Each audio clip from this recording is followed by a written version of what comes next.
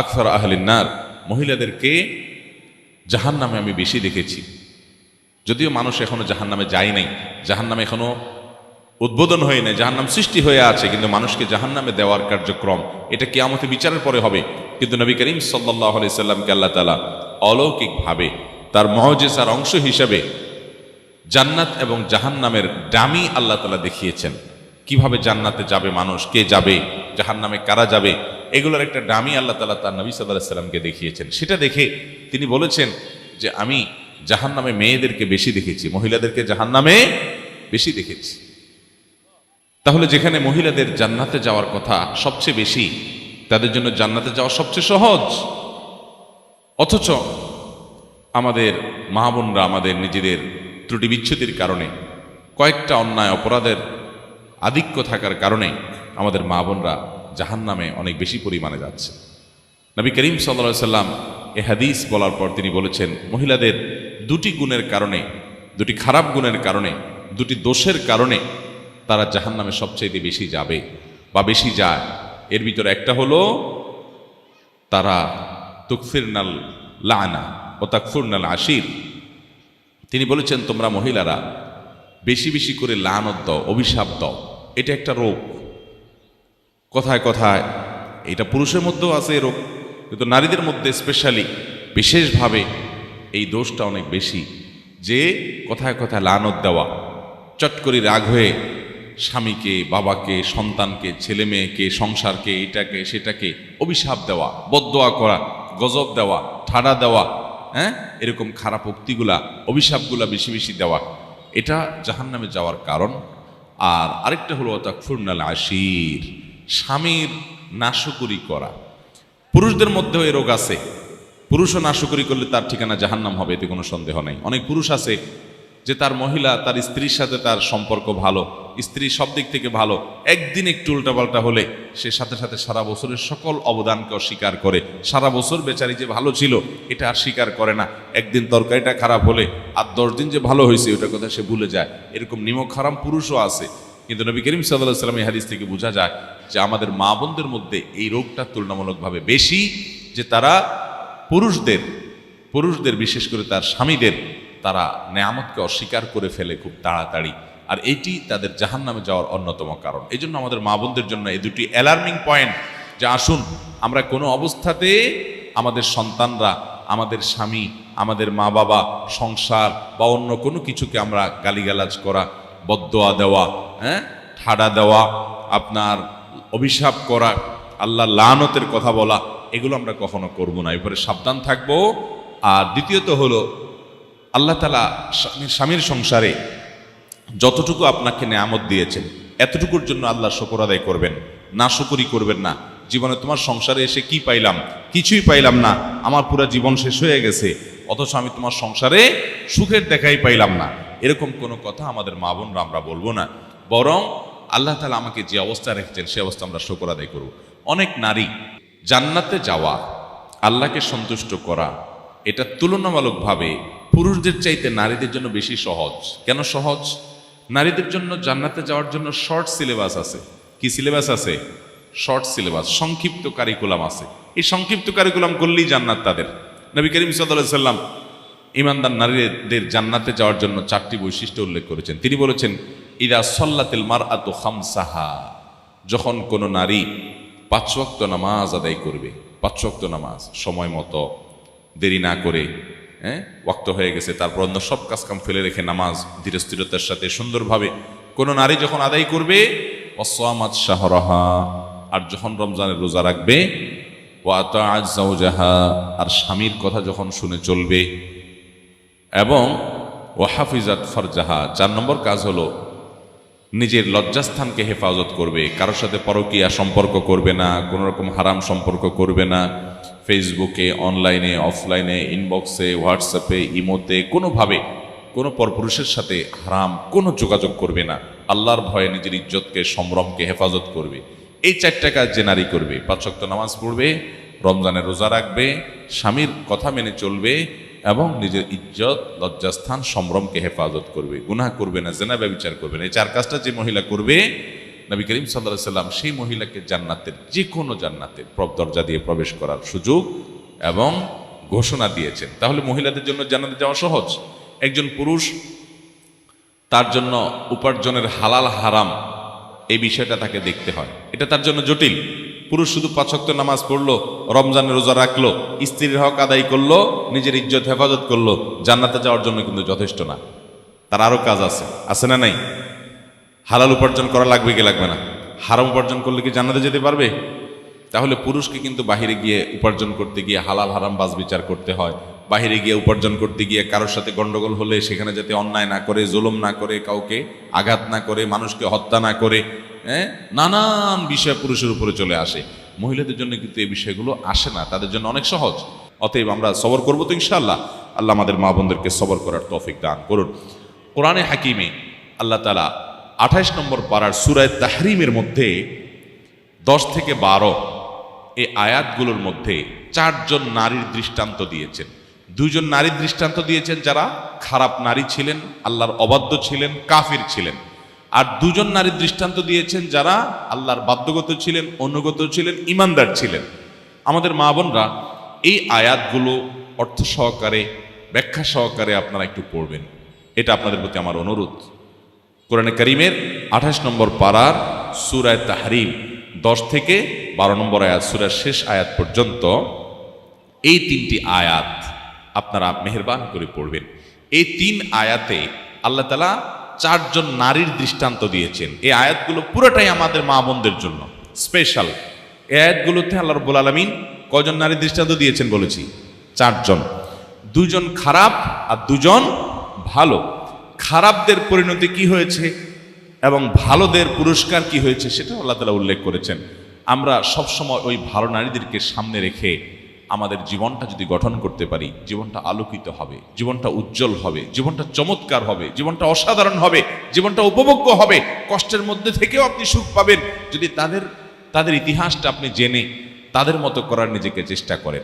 আল্লাহ রাব্বুল আলামিন কোরআনে কারীমের সূরা তাহরিমের 10 নম্বর আয়াতে বলেছেন, দরাবাল্লাহু মাসালাল লিল্লাযীনা কাফারু ইমরাআতা নূহিন ওয়া ইমরাআতা লূত। আল্লাহ রাব্বুল আলামিন কাফির, অবিশ্বাসী, অবাধ্য, খারাপ এবং বাজে নারীদের দৃষ্টান্ত দিয়েছেন 2 জন নারীকে দিয়ে। 2 জন খারাপ নারীর ইতিহাস উল্লেখ করে আল্লাহ বলেছেন পৃথিবীতে খারাপ নারীদের দৃষ্টান্ত হলো এই 2টা খারাপ মহিলার মতো। তাদের একজন ছিলেন আল্লাহর নবী নূহ আলাইহিস সালামের স্ত্রী, আরেকজন ছিলেন আল্লাহর আরেক নবী লূত আলাইহিস সালামের স্ত্রী। দেখেন, কানাতা তাহতা আবদাইনি মিন ইবাদিনা সালিহিন।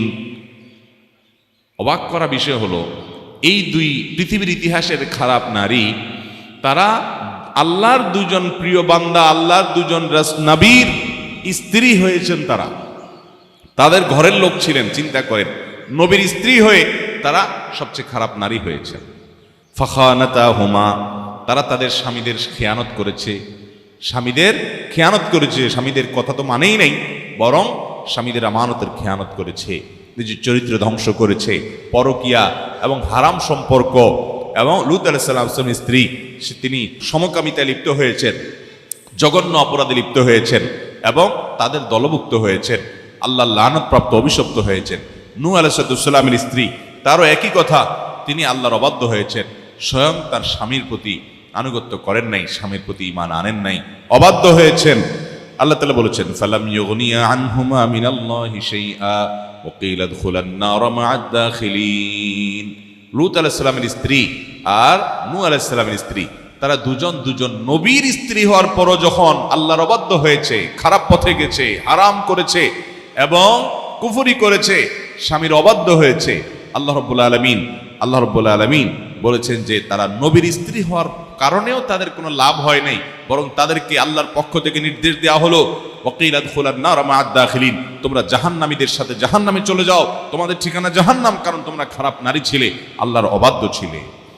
এরপর আল্লাহ বলছেন, ওয়াদারাবাল্লাহু মাসালাল লিল্লাযীনা আমানু ইমরাআতা ফিরআউনা ইয ক্বালাত রাব্বি ইবনি লি ইনদাকা বাইতান ফিল জান্নাহ ওয়া নাজ্জিনি মিন ফিরআউনা ওয়া আমালিহি ওয়া নাজ্জিনি মিনাল কওমিজ জালিমিন। আল্লাহ বলেছেন, যারা ইমানদার এবং ভালো নারী, তাদের দৃষ্টান্ত, তাদের মডেলকে, তাদের আদর্শকে আমার মা বোনরা খেয়াল করেন। তাদের আদর্শকে আল্লাহ বলছেন, তার আদর্শ হলো ফেরাউনের স্ত্রী। দুনিয়াতে ভালো নারীদের, জান্নাতি নারীদের আদর্শ এবং দৃষ্টান্ত হলেন ফেরাউনের স্ত্রী। আল্লাহু আকবার। একজন খারাপ মানুষ যে নিজেকে আল্লাহ দাবি করেছে, সকল শয়তানিয়তের মূল, যে সবচেয়ে জঘন্য কাফির মানব ইতিহাসের, সেই জঘন্য খারাপ মানুষটা ফেরাউন, শত শত হাজার হাজার অগণিত শিশু হত্যাকারী, শুধু শিশু হত্যাকারী নয়, সকল শয়তানি কর্মকাণ্ডের গোড়া এই ফেরাউন, তার স্ত্রী। দেখেন, একটা খারাপ মানুষ, একটা কাট্টা কাফের, সবচেয়ে নিকৃষ্ট মানুষ পৃথিবীর ইতিহাসের, এই মানুষটার ঘরে আল্লাহ তাআলা যাকে স্ত্রী হিসাবে পাঠিয়েছেন, এই ভদ্র মহিলা, এ আল্লাহর বান্দি যার নাম আসিয়া, তার সম্পর্কে আল্লাহ বলছেন যে পৃথিবীর সকল ইমানদার নারীদের, ইমানদার মহিলাদের, ইমানদার মানুষদের দৃষ্টান্ত হলো ওই ফেরাউনের ঘরে থাকা তার স্ত্রী আসিয়া। এই আসিয়া শুধু ঈমান আনার কারণে, তিনি নেক কাজ করার কারণে তার স্বামী তাকে জুলুম করেছে, অত্যাচার করেছে, ফেরাউন তাকে কষ্ট দিয়েছে, এমন কষ্ট দিয়েছে যে তাকে রোদের মধ্যে, শুলের মধ্যে ফেলে রেখে তার শরীর থেকে পেরাকের আঘাতে রক্ত ঝরতে ঝরতে পাষণ্ডের মতো করে নির্মমভাবে তাকে দুনিয়া থেকে চলে যেতে হয়েছে, শাহাদাত বরণ করতে হয়েছে, তাকে হত্যা করা হয়েছে, জীবন চলে গেছে শুধুমাত্র একটি অপরাধের কারণে। অপরাধ কি? ফেরাউনকে সে আল্লাহ দাবি করে নাই, ফেরাউনকে সে আল্লাহ হিসেবে স্বীকার করে নাই। সে বলছে না, আমার আল্লাহ, আমার আল্লাহ আমার সৃষ্টিকর্তা, আমার রব আমার সৃষ্টিকর্তা, তুমি সৃষ্টিকর্তা না। সে তাগুতকে অস্বীকার করেছে। ফেরাউন স্ত্রী আসিয়া কাকে অস্বীকার করছে? তাগুতকে, যে নিজেকে আল্লাহ দাবি করছে, আল্লাহর পর্যায়ে মনে করছে, তার সব কর্তৃত্ব সে দাবি করেছে, এটাকে অস্বীকার করেছে। আর আনুগত্য, গোলামি এবং কৃতজ্ঞতা এটা শুধু আল্লাহর জন্য নিবেদন করেছে। এই কারণে তাকে নির্মমভাবে তার স্বামী জালেম ফেরাউন নির্মমভাবে হত্যা করেছে। আল্লাহ তাআলা বলেছেন যে এরা হলেন এই যে কষ্ট হয়েছে, ধৈর্য ধারণ করেছে, স্বামী অত্যাচার করেছে, তারপরও ঈমান ছাড়ে নাই, এই মানুষগুলোর দৃষ্টান্ত হলেন আসিয়া। কষ্ট তার শেষ হয়েছে না শেষ হয় নাই? আসিয়া যে কষ্টে ছিলেন, এটা শেষ হয়েছে না হয় নাই? শেষ হয়ে গেছে। আল্লাহু আকবার। এখন জান্নাতে অনন্ত অসীমকালের জন্য তিনি তার মৃত্যুর সময় বলেছেন আল্লাহকে, রব্বিবনি লি ইনদাকা বাইতান ফিল জান্নাহ। আল্লাহ, এই অমানুষ স্বামীর ঘরে তো আমার মনে হয় আমার আর টিকা হবে না, আমি তো মনে হয় মরে যাব, আমার তো মনে হয় মেরে ফেলবে, আমি তো শেষ। আল্লাহ, আপনি জান্নাতে আমার জন্য একটা ঘর নির্মাণ করেন, আমি সেখানে আপনার কাছে চলে যাব। রব্বিবনি লি ইনদাকা বাইতান ফিল জান্নাহ ওয়ানাজ্জিনি মিন ফিরআউনা ওয়া আমালিহি ওয়ানাজ্জিনি মিনাল কওমিজ জালিমিন। আল্লাহ, ফেরাউন এবং তার এই অত্যাচার থেকে, তার জালেম সম্প্রদায়ের কাছ থেকে আমাকে মুক্তি দেন, আমাকে আপনার কাছে একটা জান্নাত নির্মাণ করে দেন। তিনি আল্লাহর কাছে তৈরি করেছেন। বিভিন্ন বর্ণনা থেকে বোঝা যায় এবং প্রমাণিত হয় যে আল্লাহ রাব্বুল আলামিন তার জন্য জান্নাতে যে প্রাসাদ নির্মাণ করেছেন, মৃত্যুর আগে আগে দুনিয়াতেই তার সামনে ফেরেশতারা সেটা উপস্থাপন করে দেখাইছেন, এই হলো তোমার ঠিকানা, আল্লাহ তোমার জন্য রেডি করে রেখেছেন। আমার মা বোনেরা, আপনারা হয়তো অনেক জুলুম স্বীকার করেন, আপনাদের হয়তো অনেক কষ্ট হয় অনেক ক্ষেত্রে। আমি আবারও বলছি, আপনাদের কষ্ট যেন না হয়। পুরুষদেরকে আমরা সবসময় নসিহা করি, আজকে আপনাদেরকে পেয়েছি, আমি আপনাদেরকে বলতে চাই, আপনারা আসিয়ার সাথে তুলনা করবেন। আল্লাহ কোরআনে তার দৃষ্টান্ত দিয়েছেন আপনাদের জন্য। ফেরাউন তার স্ত্রী আসিয়ার প্রতি যে জুলুম করছে, আপনারা তো অত জুলুম সহ্য করতে হয় না, অত জুলুম সহ্য করতে হয়? আসিয়া যদি ফেরাউনের এত জুলুম সহ্য করেন, তাহলে আপনাদের আদর্শ হলেন তিনি। অতএব আল্লাহর জন্য সবর করবেন, ধৈর্য ধারণ করবেন এবং আল্লাহর কাছে পানা চাইবেন। আমি বলছি না যে আপনি কোনো প্রতিকার করবেন না, প্রতিকারের চেষ্টা করবেন, জুলুম হলে সেটা থামানোর চেষ্টা করবেন মুরব্বীদের মাধ্যমে, নিজে বা অন্যভাবে। কিন্তু যদি কোনোভাবে আপনি সেটা করতে না পারেন, আপনি অস্থির না হয়ে আপনি আল্লাহর ফয়সালাকে মেনে নিয়ে সবর করবেন, আর সবরের বিনিময়ে আল্লাহ তাআলা জান্নাত দিবেন। আরেকজন নারীর দৃষ্টান্ত আল্লাহ দিয়েছেন ভালো নারীদের। ওমারিয়াম ইবনাত ইমরান আল্লাতী আহসানাত ফারজাহা ফানাফাখনা ফীহি মিন রূহিনা ওয়া সাদ্দাকাত বিকালিমাতি রাব্বিহা ওয়া কুতুবিহি ওয়া কানাত মিনাল কানিতিন। আর মারিয়ামের দৃষ্টান্ত, দুনিয়ার মুসলমান ইমানদার নারীদের, আল্লাহর অনুগত নারীদের দৃষ্টান্ত হলেন মারিয়াম। এই মারিয়াম, তার বৈশিষ্ট্য কি ছিল? তিনি নিজে পুত পবিত্রা ছিলেন, তার চরিত্রে কখনো কালিমা লাগতে তিনি দেন নাই। দেখেন, আজ আমাদের ছেলেদের কথা বলেন, মেয়েদের কথা বলেন, চরিত্রহীনতা, জেনা ব্যভিচার, এটা আজকে এত ব্যাপক হয়ে গেছে। সরাসরি জেনা আজকাল করা লাগে না, ছবি দেখে দেখে মনে মনে জেনা করে, ভিডিও দেখে দেখে মনে মনে জেনা করে, জল্পনা কল্পনা করে। পুরুষরা তো করে, মহিলারাও করে। পুরুষের ছবি দেখে, সুদর্শন যুবকদের ছবি দেখে সেই ছবি নিয়ে মনে মনে আপনি জল্পনা কল্পনা করলেন, জেনা হবে কি হবে না? নবী করিম সাল্লাল্লাহু আলাইহি ওয়াসাল্লাম বলেছেন, জেনাল আইনু আন নাযার আল আইনু তাজনিয়ান। মানুষের আল আইনানে তাজনিয়ান, দুই চোখ জেনা করে যখন হারাম জিনিস দেখে। অনেক মা বোনরা মনে করেন চোখের হেফাজত শুধু পুরুষরা করবে, এটা ভুল। এটা ভুল ধারণা, শুধু পুরুষরা চোখের হেফাজত করলে হবে না। আল্লাহ তাআলা কোরআনে কারিমে পুরুষদেরকে যেমন বলেছেন, কুল্লিল মুমিনিনা ইয়াগুদ্দু মিন আবসারিহিম ওয়া ইয়াহফাযু ফুরুজাহুম, হে রাসূল মুমিন পুরুষদেরকে, ঈমানদার পুরুষদেরকে বলে দেন তারা তাদের চক্ষুগুলোকে হেফাজত করে, তাদের ইজ্জতকে তারা হেফাজত করে। যেন এই নির্দেশ যেমন পুরুষদেরকে আল্লাহ করেছেন, একই নির্দেশ নারীদেরকেও করেছেন। কুল্লিল মুমিনাতি ইয়াগুদ্দুনা মিন আবসারিহিন্না ওয়া ইয়াহফাযনা ফুরুজাহুন্না, হে রাসূল আপনি ইমানদার নারীদেরকেও বলে দেন তারাও যেন তাদের চোখকে হেফাজত করে, লজ্জাস্থানকে হেফাজত করে, তারা যেন চরিত্র নষ্ট না করে। জান্নাতে যাওয়ার জন্য এই যুগের সবচেয়ে বড় বাধাগুলোর মধ্যে থেকে একটা বাধা হলো এইটা, যে সৎ চরিত্রবান থাকতে পারা। এটা অনেক বড় চ্যালেঞ্জিং একটা ব্যাপার। দুনিয়াতে আজ এত ফিতনা যে পুরুষ বলেন মহিলা বলেন, ফিতনা থেকে বেঁচে থাকা কঠিন হয়ে যায়। এই জন্য হারাম জিনিস যেন চোখে না পড়ে সেই চেষ্টা করতে হবে। চোখে পড়লে আপনার মনে আসবে, মনে আসলে সেটা বাস্তবায়ন করবেন, আস্তে আস্তে জেনার দিকে চলে যাবেন। আর যদি জেনার দিকে আপনি নাও যান, শুধু তাকিয়ে তাকিয়ে আপনি মজা নিলেন, মনে মনে জল্পনা কল্পনায় হারাম সম্পর্ক করলেন তার সাথে, তাহলে এটাও কিন্তু আপনার জেনা হবে। অতএব আমাদের মা বোনরা দেখেন, আল্লাহ তাআলা মারিয়ামের দৃষ্টান্ত এনেছেন, যে মারিয়াম ছিলেন ঈসা আলাইহিস সালামের মা, যিনি ছিলেন ঈসা আলাইহিস সালামের মা, যিনি ছিলেন ইমরানের পরিবারের। সেই মারিয়াম সম্পর্কে আল্লাহ রাব্বুল আলামিন আমাদের মা বোন আপনাদেরকে বলছি, আল্লাহ তাআলা আপনাদের জন্য দৃষ্টান্ত দিয়েছেন যে মারিয়াম তার চরিত্রকে হেফাজত করছে। তার চরিত্রকে কি করছে? হেফাজত করছে। যার কারণে তার চরিত্রে কোনো কালিমা লাগতে দেয় নাই, কোনো পরপুরুষের ছোঁয়া স্পর্শ লাগতে দেন নাই। তিনি তার ইজ্জতকে হেফাজত করেছেন, সংগ্রাম করেছেন। আল্লাহ তাআলা কোরআনে তাকে দৃষ্টান্ত এনেছেন, আমাদেরকে মারিয়ামের মতো হতে হবে, আমাদের চরিত্রে কোনো কালিমা লাগতে দেওয়া যাবে। আমাদের যুবতী বোন যারা আছেন আপনাদেরকে বলছি, কোনো ছেলে যদি আপনাকে প্রপোজ করে, কোনো ছেলে যদি আপনাকে অবৈধ সম্পর্ক করার প্রস্তাব করে, আল্লাহকে খুশি রাখবার জন্য সৎসাহস করে সেটাকে ডিনাই করে দিবেন। অনেক মেয়েরা আছে হারাম সম্পর্কে জড়ায় পড়ে, কেন? যে আমার বিয়ে হয় না হয়, উপযুক্ত ছেলে পাই না পাই, একটা ছেলে পাইছি, অতএব ও আমাকে অফার করছে, আমি তার কাছে চলে গেলাম।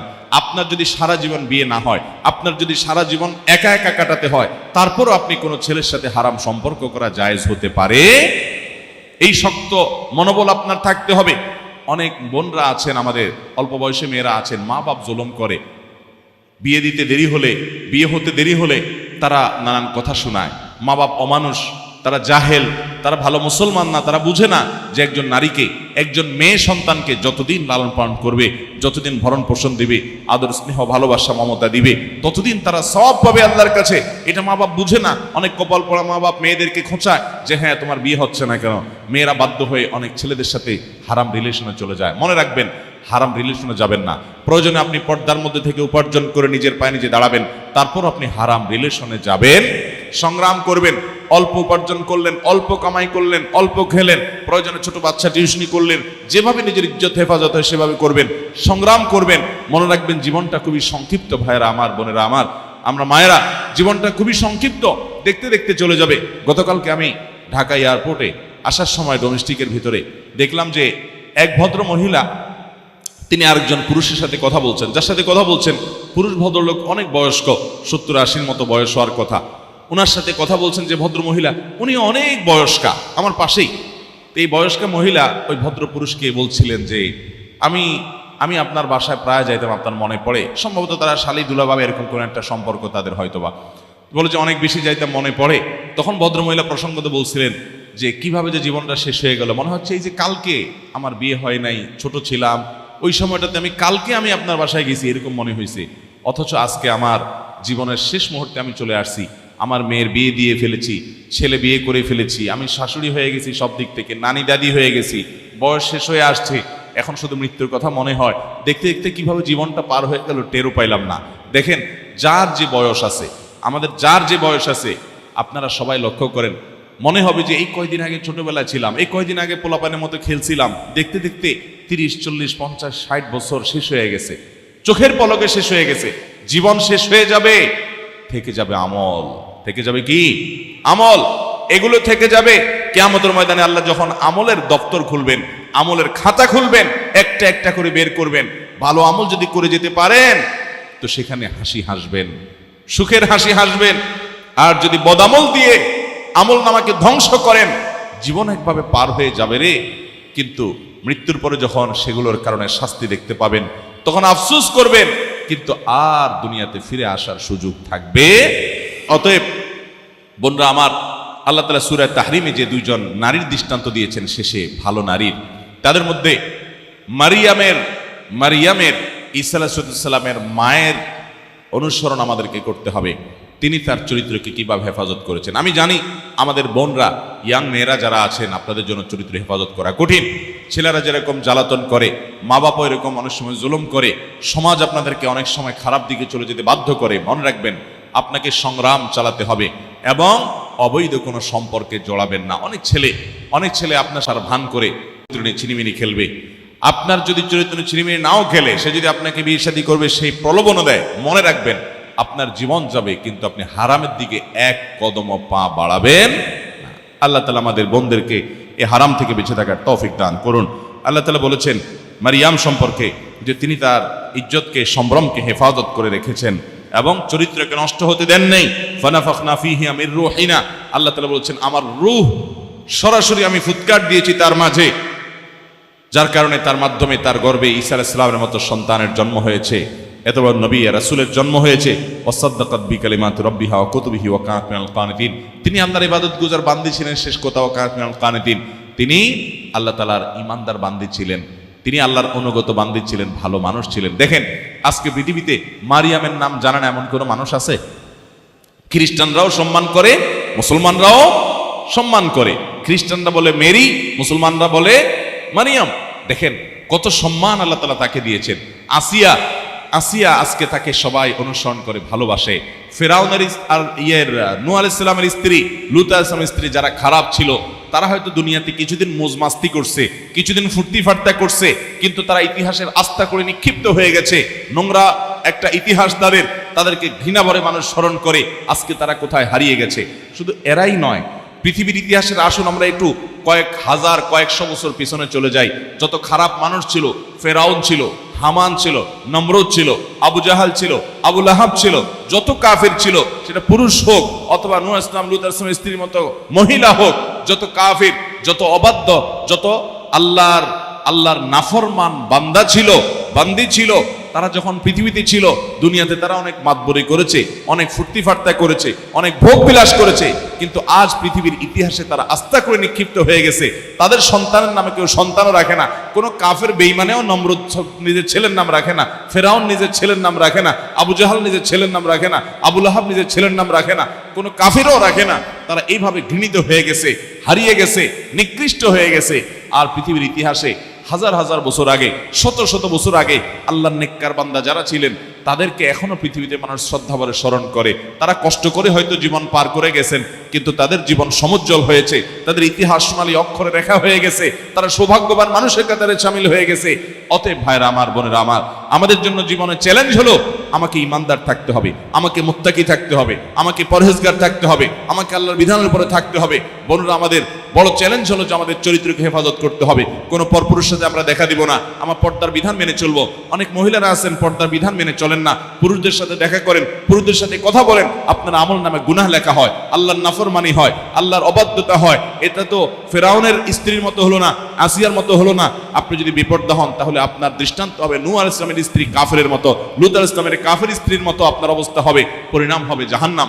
অতএব আপনাকে চ্যালেঞ্জ নিতে হবে, পর্দাপোশিদায় থাকতে হবে।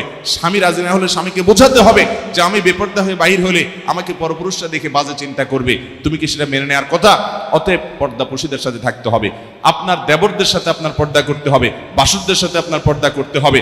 আপনাকে বাস রাস্তা বের হলে আপনাকে পরিপূর্ণ পর্দা করে বের হতে হবে, কারণ আপনাকে নিয়ে পুরুষরা মনে মনে বাজে চিন্তা করবে। একজন মহিলা যদি খোলামেলা পোশাকে, অশ্লীল পোশাকে যদি বাহিরে বের হয়, রাস্তা বের হয়, তাহলে পুরুষরা দেখে তাকে মনে মনে বাজে চিন্তা করে, মনে মনে জেনা করে, মনে মনে জল্পনা কল্পনা করে, তার নিয়ে মনে চিন্তা, খারাপ চিন্তা করে। এটা কখনো একজন মুসলমান নারীর জন্য সম্মানের বিষয় হতে পারে। এই জন্য একজন নারী তাকে পর্দার মধ্যে অবশ্যই থাকতে হবে। পর্দা আল্লাহর ফরজ বিধান, মহিলারা যদি পর্দার বিধানটা মেনে চলেন, 5 ওয়াক্ত নামাজ পড়েন, স্বামীর আনুগত্য করেন। স্বামীর আনুগত্য করাটা কঠিন, কারণ স্বামীর কথা সব সময় মানতে মন চায় না। যদি স্বামী আল্লাহর কোনো নির্দেশের বিরুদ্ধে বলে তাহলে সেটা মানবেন না, কিন্তু আল্লাহর নির্দেশের মধ্যে থেকে যতক্ষণ নির্দেশ করবে সেটা আপনাকে অবশ্যই মানতে হবে।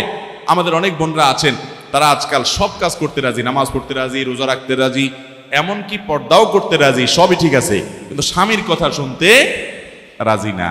মনে রাখবেন, আল্লাহর নির্দেশ আপনার বুঝে না আসলেও, আপনার ভালো না লাগলেও, আপনার কাছে কষ্ট হলেও স্বামীর নির্দেশগুলোকে মেনে চলেন, স্বামীকে শ্রদ্ধা করেন। মনে রাখবেন, আপনার জান্নাতে যাওয়ার জন্য এটা পূর্ব শর্ত। ওই যে নবীজি সাল্লাল্লাহু আলাইহি ওয়াসাল্লাম 4টা শর্ত দিয়েছেন মহিলাদের জান্নাতে যাওয়ার জন্য: 5 ওয়াক্ত নামাজ পড়া, রোজা রাখা, স্বামীর আনুগত্য করা আর লজ্জাস্থানের হেফাজত করা।